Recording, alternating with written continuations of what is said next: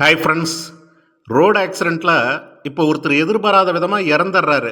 பாதிக்கப்பட்ட அந்த குடும்பத்துக்கு யாருமே உடனடியாக இழப்பீடு கொடுக்கறது கிடையாது. அந்த இழப்பீடை வாங்கணும் அப்படின்னா அதுக்கு அந்த குடும்பம் பல வருஷமாக கோர்ட்டு வாசலை ஏறி இறங்கணும். அப்போ தான் அந்த பணத்தை அவங்க கையில் வாங்க முடியும். அப்படியே அதை வாங்கினாலும் அதில் ஒரு பகுதி அரசாங்கத்துக்கு அவங்க வரி செலுத்துகிற மாதிரி இருக்கும். அந்த வரியை செலுத்தினது போக மீதி தான் அவங்க கைக்கு நிற்கும். இப்போ வரைக்கும் இதுதான் இதில் நிலமை. ஆனால் இனிமே இதுக்கு அவசியமே கிடையாது. ஏன்னா இப்போ 2026-27 ஆண்டுக்கான அந்த மத்திய பட்ஜெட்டில் ரோடு ஆக்சிடெண்ட் இழப்பீட்டுக்கான வரியை முழுமையாக நீக்க போகிறதா சொல்லியிருக்கிறாங்க.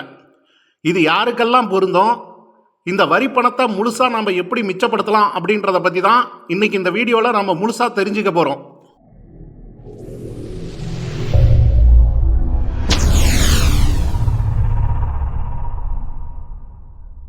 இப்போ இதை ஒரு உதாரணத்தோடு பார்க்கலாம்.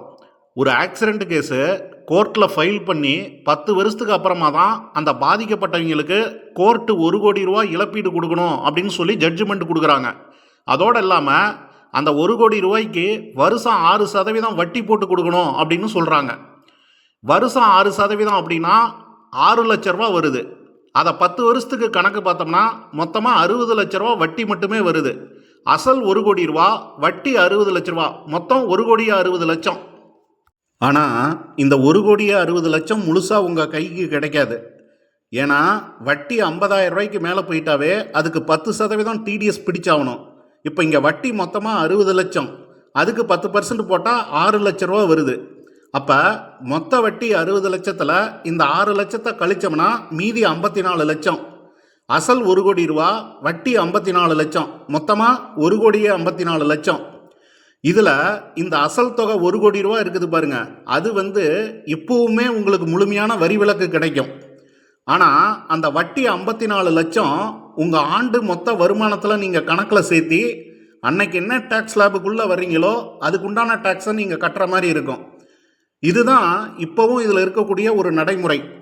இப்போ இந்த மத்திய பட்ஜெட்டில் என்ன சொல்லிட்டாங்க அப்படின்னா, ஏப்ரல் 1, 2026 அப்புறமா, அதாவது அடுத்த நிதியாண்டு தொடக்கத்திலிருந்து இந்த இழப்பீட்டுக்கான அசல் தொகைக்கு இவ்வளவு நாளாக எப்படி ஒரு முழுமையான வரி விலக்கு கிடைச்சதோ அதே மாதிரி இந்த வட்டி தொகைக்கும் எந்த ஒரு டிடிஎஸும் பிடிக்க வேண்டாம், இதுக்கும் ஒரு முழுமையான வரி விலக்கு கிடைக்கும் அப்படின்றத தெள்ள தெளிவாக சொல்லிட்டாங்க. இப்போ இந்த உதாரணத்தின்படி பார்த்தோம்னா இங்கே 10% 6 லட்ச ரூபா வருது.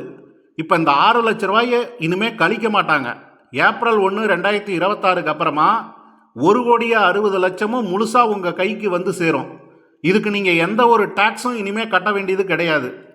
கடைசியாக ஒரு விஷயம், விபத்துனால ஒருத்தர் இறந்துட்டார் அப்படின்னா உண்மையிலேயே அந்த குடும்பத்துக்கு அது ஒரு மிகப்பெரிய இழப்பு தான். நாம் எவ்வளோதான் பணம் கொடுத்தாலும் அதை ஈடு செய்ய முடியாது. இருந்தாலும் இப்போ இந்த வரி சலுகை அப்படின்றது உண்மையிலேயே அந்த குடும்பத்துக்கு ஒரு ஆறுதல் தரக்கூடிய விஷயம் அப்படின்றதுல எந்த ஒரு மாற்று கருத்துமே கிடையாது. ஓகே ஃப்ரெண்ட்ஸ், இந்த வீடியோ உங்களுக்கு பயனுள்ளதாக இருந்தது அப்படின்னா இதை மற்றவங்களுக்கும் ஷேர் பண்ணுங்கள். இது போன்ற பயனுள்ள தகவலுக்கு நம்ம சேனலை ரெகுலராக வாட்ச் பண்ணுங்கள். வீடியோ பிடிச்சிருந்ததுன்னா லைக் பண்ணுங்கள், ஷேர் பண்ணுங்கள், மறக்காமல் சப்ஸ்கிரைப் பண்ணிவிடுங்க. மீண்டும் ஒரு நல்ல பதிவில் சந்திப்போம். நன்றி.